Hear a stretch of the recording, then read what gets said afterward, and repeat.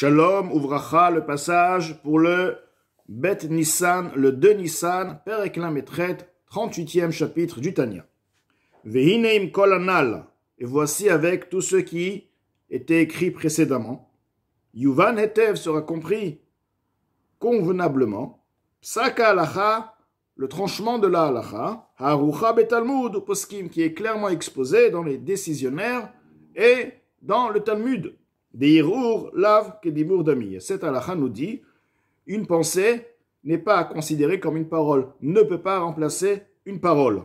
Et donc, v'im kara kriyat shema b'marshavto ou belibo levad, si la personne a lu le schéma de par sa pensée, dans son cœur uniquement, bechol koach kavanato, et ceci a été fait de toutes les forces de sa concentration. Donc il a vraiment fait pleinement en ce qui concerne la qualité, la concentration, l'attachement du concept du Kriyat Shema, la compréhension du Kriyat Shema.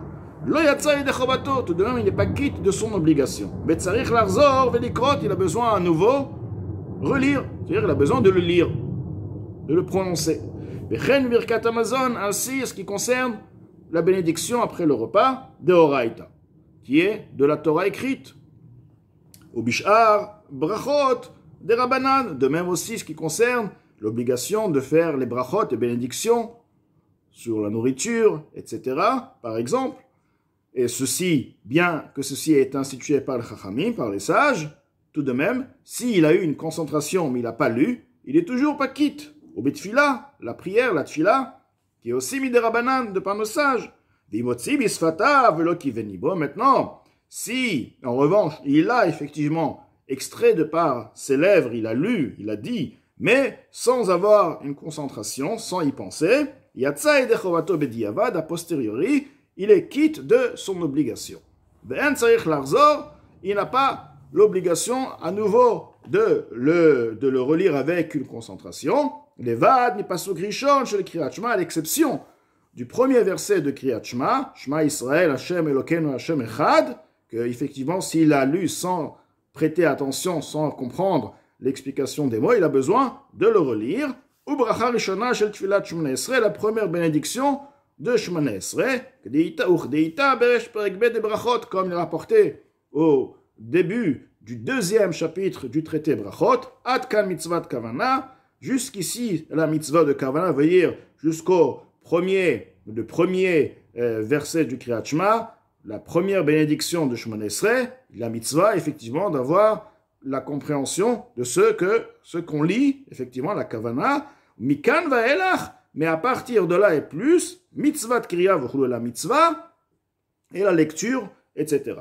Donc, pourquoi effectivement cette importance, alors qu'a priori, la personne a vraiment le but de la lecture, c'est de se concentrer, de comprendre, de s'attacher à Kadosh Baruch Hu.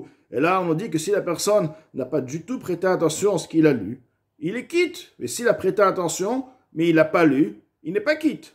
Ve'aïnou, l'explication, Mishum shaneshama en atzricha tikun atzma. La neshama en elle-même n'a pas besoin de réparation. L'âme divine n'a pas besoin de réparation pour elle. La pratique de la Torah et des mitzvot n'est pas venue pour la neshama, pour réparer l'âme divine. Ba mitzvot, de par les mitzvot ne sont pas là pour la neshama. La neshama va profiter, va être récompensée de par la mitzvot, mais elle n'est pas descendue sur terre pour pouvoir être récompensée de par les mitzvot. Les mitzvot sont là, rak le'amshir or letaken nefesh achionit. Les mitzvot sont là pour réparer l'âme vitale. Une réparation, oui, mais de l'âme vitale, ve'agouf, et du corps. Al-yedeh, otiyot, adibur. Comment cette réparation se fait? Le fait de prononcer les lettres de par la parole, shanefesh medaberet behem otsaotape. L'âme parle, extrait donc cette parole de par les 5 voies de la bouche, vechen bemitzvot maasiot, et ainsi ce qui concerne l'action des mitzvot, qui sont vraiment plus physiques, avec les mains, etc., les mouvements du corps. Shanefesh osa bishar levarei haguf, que l'âme réalise de par les membres du corps. Car comment la réparation se fait? Tant donné que la source de l'âme vitale est klipat noga, ce qui est donc l'impureté, il faut réparer ceci. Donc, lorsque maintenant l'âme va effectivement maintenant prononcer, l'âme vitale, l'énergie donc de cette nefesh achiyonit va s'élever donc à sa source, va s'élever à Or En Sof, et donc elle est réparée, est tout simplement réparée. Donc, il faut la neshama, la nefesh elokit provient totalement de la kedusha, elle n'a aucune réparation.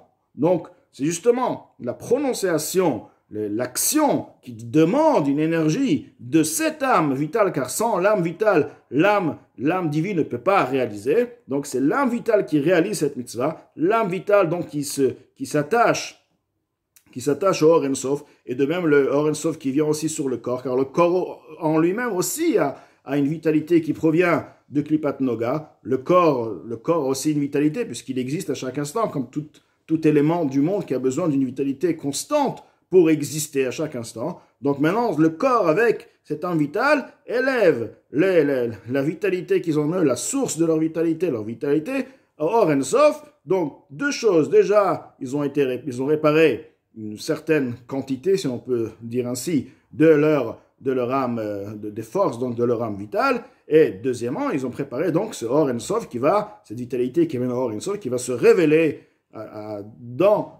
sur cette terre-là, à la venue du Mashiach. Donc nous avons bien compris le concept, l'importance de l'action, en d'autres mots, l'importance d'utiliser les forces de l'âme vitale et des sujets de ce monde matériel.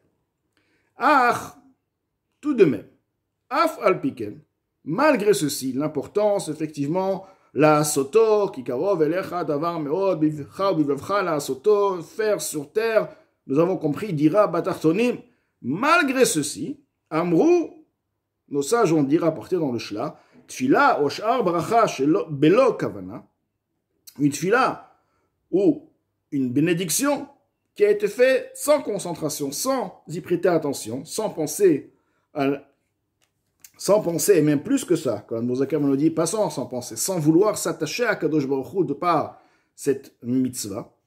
Hen keguf belo neshama. Ces mitzvot, cette fila, ces bénédictions, sont considérées comme un corps sans âme. Le corps est là, mais il n'y a pas d'âme. Quel est le sens donc? Un corps qui est sans l'âme, donc un corps mort, si on veut. Donc le corps, l'action, si on veut, a été faite. Effectivement, la mitzvah elle a été faite. La prononciation a été faite. Mais il n'y a pas de neshama.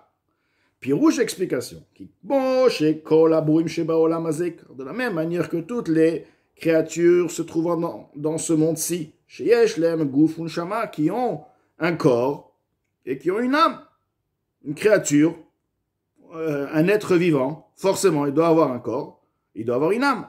Shehem, donc, ceci, il s'agit de qui? Nefesh kol chai veruach kol psarish. L'âme de tout vivant, l'esprit de toute chair de personne, venishmat kol asher ruach chaim be'apav, et l'âme de tous ceux qui ont un esprit de vie dans leurs narines, mikol ba'ale chaim, de tous les êtres vivants. Donc, composition de deux choses, gouf et neshama, corps et âme. Donc, spiritualité avec le corps. Ve'Hashem mechayet kulam.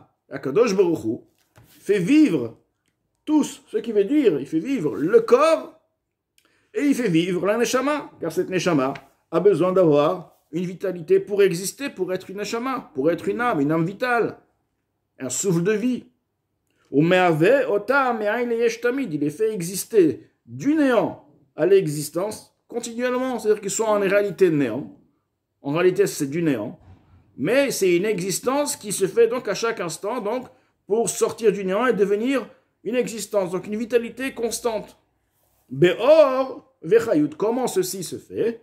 De par la lumière, de par la vitalité, shemashpia ba'en, qui l'influence dans ce corps, qui influence dans cette neshama, si on veut, qui crée cette neshama, parce que la neshama n'existe pas, elle n'existe que par cette influence. Donc, c'est une manière de s'exprimer. Il influence donc dans